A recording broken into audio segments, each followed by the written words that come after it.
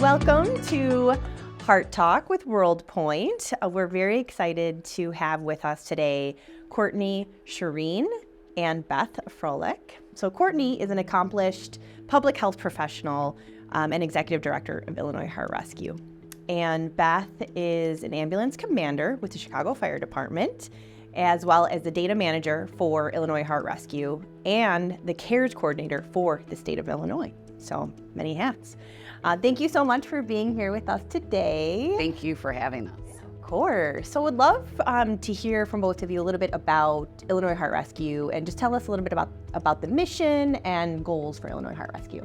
Absolutely. So Illinois Heart Rescue is a state-funded program. We're funded through the University of Illinois system, so our home base is UIC.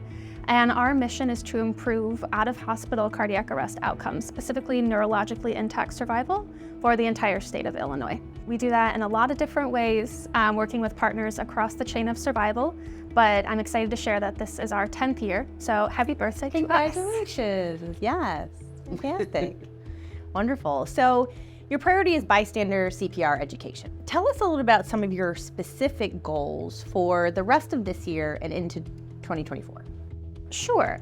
So bystander CPR and teaching bystander CPR classes is one of the ways that we work to strengthen the earliest links in the chain of survival. Our bystander interventions and telecommunicators are some of the first folks that can really help set up the future first responders and hospital providers for success for our cardiac arrest patients. The big focus for us this year is addressing disparities with bystander CPR. So what neighborhoods in the city of Chicago we're teaching, but also which areas outside of Chicago, specifically in rural communities, and making sure that when we make these advancements, they're advancements for everyone, not just a select population. Oh, that's great. So one of the groups I know that you do a lot of training with is high school students. So how do you gear your training specifically towards high school students, whether it be the information that you're providing, the structure, or the equipment that's being used for those classes? Yeah, so our community coordinator, her name is Claire, she does about 90% of our classes, I would say. And a lot of the schools have actually been our biggest partners with pushing bystander CPR education, whether it's to comply with Lawrence Law or whatever other reasons the school might have for working with us. But interestingly enough, our kids are some of our most engaged participants. But I think kids are often a little bit more excited. And we bring in different pop culture references. You know, we use some different CPR songs other than the standard Staying Alive that might resonate more with the younger generation. Great, Beth. So tell us about CARES, a little bit about what that is and your role with Illinois State and running the CARES data management. Sure. So CARES stands for the Cardiac Arrest Registry to Enhance Survival. It is a partnership between Emory University and the CDC. It's a national registry program that specifically handles pre-hospital cardiac arrest. It works very similar to other registries for stroke, trauma, STEMI, and it is, to my knowledge, the only pre-hospital registry in the nation currently. So in my role as the data manager for CARES, over half of our state participates throughout the chain of survival. So from the 911 centers, or PSAPs as they're known, all the way through the discharge of the patient, including neurological status. Have you found that submission of this information is increasing, it's getting better? How is that trending? So the participants that we have my new goal for this year and next is to expand into the 911 centers. Telecommunicators CPR is very important. Telecommunicators CPR is when someone calls 911 that the 911 telecommunicator gives instructions over the phone if somebody is not awake and not breathing normal. We found that the first 600 seconds of a call before the fire department or ambulances show up is vital in not only increasing bystander CPR, but addressing some of the disparities that we were talking about earlier. Okay. And so if we can have more 911 centers or PSAPs in the state participate, it gives you a better window of what challenges there may be and what things that we need to focus on in the future. Okay. So what are some, now that you've been in this for 10 years, right? What are some statistics or data that stands out kind of above the rest? So before my time and Beth's, before Illinois Heart Rescue was even started, it was because a few local physicians were a bit embarrassed, for lack of a better term, at a paper that was published citing Chicago's OSHA survival at 2%. Okay. That was far below the national average at the time, and a lot of folks' reasoning or thinking behind that was just because there wasn't a coordination. People weren't working together, partners weren't there working across the chain of survival. But now, since the creation of Illinois Heart Rescue and our last decade of progress, Illinois is now on par with national statistics. The city of Chicago's bystander CPR rate is actually above the national average. And we have several neighborhoods across the city who in the last 5 years, their bystander CPR rate has over quadrupled.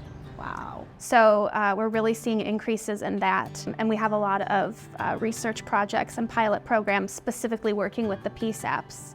Another exciting thing we've been able to do with the CARES data and working with our partners at the various PSAPs is to dig a little bit deeper into our overdose cases.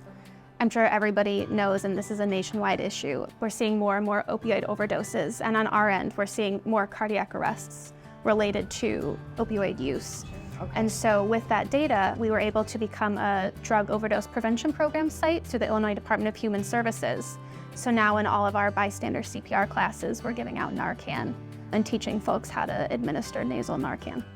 I think having a team at Illinois Heart Rescue with diverse backgrounds has been integral to our success. So we have former dispatchers, former first responders like Beth, physicians who work in various different fields, and even folks who work at different levels of resourced hospitals. Okay. So getting all of those backgrounds and people who work in different sides and all over the chain of survival has been integral. Extremely important perspective. So being so deeply involved in out-of-hospital cardiac arrest, what future developments or advancements do you see kind of coming down the pipeline that can change the future of cardiac arrest? Something that's been important for us in the future of cardiac arrest and bystander response has again been amplifying the voices and kind of shedding a bit of a spotlight on our telecommunicators. They might not necessarily be classified as it across the country, but they really are first responders, and they are highly educated professionals who play a very important role in the chain of survival. And so we've been putting a good amount of our resources and time into developing that side of things. Okay.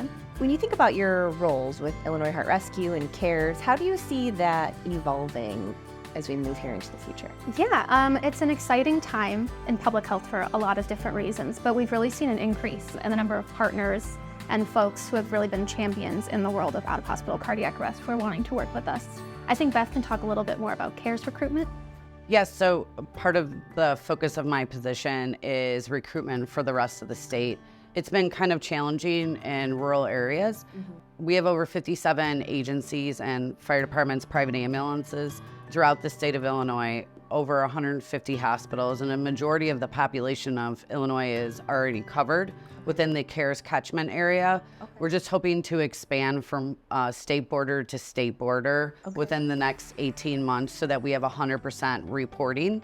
The numbers that come in help us allocate resources throughout the state and funds for communities that have lack of resources. So Courtney, I know a lot of your work evolves around grant programs, so tell us a little about that. Yeah, so we have a couple different grant programs that give away equipment to different folks. We have some high fidelity mannequins that we give out to EMS professionals. But then on the community side of things, we give out both AEDs, actual devices, and CPR training equipment in the form of CPR tailors and AED trainers. The AED and CPR equipment grants have been really integral for us in our outreach with Central and Southern Illinois. We have a lot of communities where the EMS is volunteer, incredibly rural areas where it might take 20 plus minutes for help to get there. So it's important that we train folks in these life-saving skills before EMS can arrive. It's our goal before the end of this year, 2023, to give out a total of 75 AEDs. Wow. So that's become a big part of our program. Oh, that's exciting. That's very exciting. So, I know that you've really been promoting, diversity and inclusivity. Are there any groups that really kind of take to that more than others? How is it being perceived? I would say kids and school-age students have been the most excited and eager to learn with our variety of different mannequins. The kids' faces when they come into the classroom and they see the mannequins, to be able to identify with either skin color or gender makes a big difference to those kids, and you see them gravitate towards that more. And because they're able to identify, it makes them feel good. We've actually had people say, like, I've never seen a mannequin that looks like me. So that's been great to see. It's also interesting, we don't see apprehension with kids the way that we do with adults in using a mannequin that maybe doesn't look like them. Yes. Right. Right. That's great. So Illinois Heart Rescue is such an important organization. How can anybody watching this help Illinois Heart Rescue? Yeah, so folks can find us online and all over social media, Facebook, Twitter, Instagram. The other thing that we are always looking for is more volunteers. We really do rely on our volunteers for our community trainings and various outreach activities. So if anyone has a little bit of free time or a lot of free time, you don't need to be medically trained in any way. Okay. We are happy to do that training for you. Okay, so anybody can volunteer with Illinois Heart Rescue.